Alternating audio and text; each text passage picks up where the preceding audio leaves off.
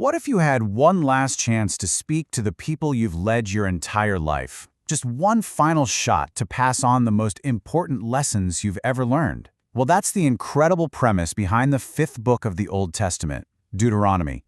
So right off the bat, the name itself gives us a huge clue. Deuteronomy comes from the Greek for second law.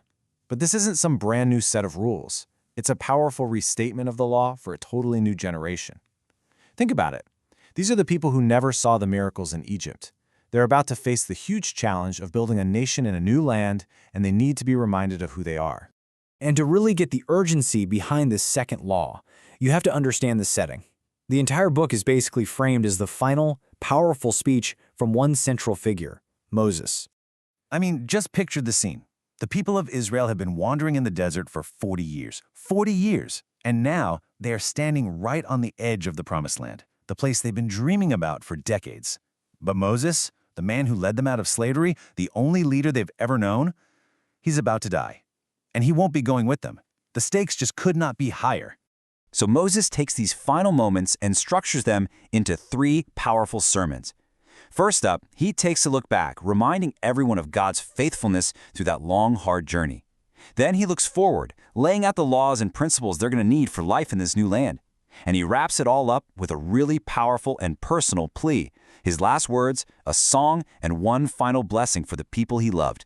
And all three of these sermons, they aren't just separate speeches.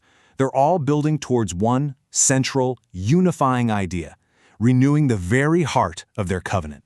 And this is where we see that Deuteronomy is so much more than just a dusty old rulebook.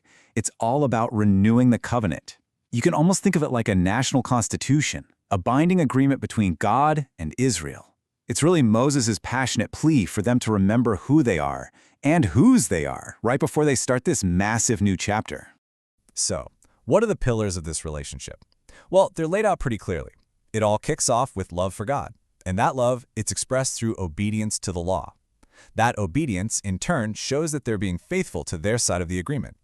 And woven through all of it is this crystal clear understanding that your actions have real, tangible consequences.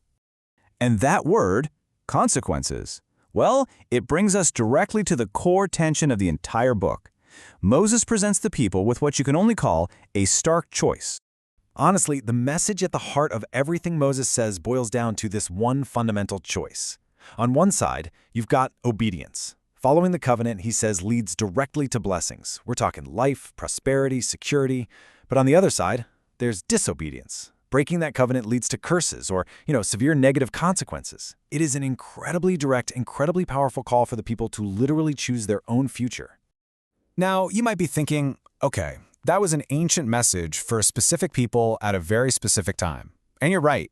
But the way of thinking it introduced, wow, it has left an absolutely enduring legacy. So that brings us to the big question, right? What is the lasting impact of this book's message, way, way beyond the ancient world? Why are we still talking about it? Well, a huge piece of the answer is a concept that actually gets its name from this very book. It's called Deuteronomic theology. It's essentially a framework, a lens for understanding history that spells out the exact idea we just saw. Faithfulness brings blessings, and disobedience brings really bad consequences.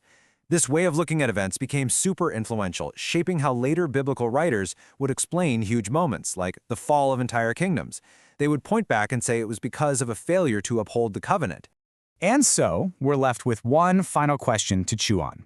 How does this ancient call for faithfulness, with its incredibly clear link between our actions and their outcomes, how does that resonate today? It's a powerful challenge, really, from a 3,000-year-old text, asking all of us to think about the choices we make and the consequences that will inevitably follow.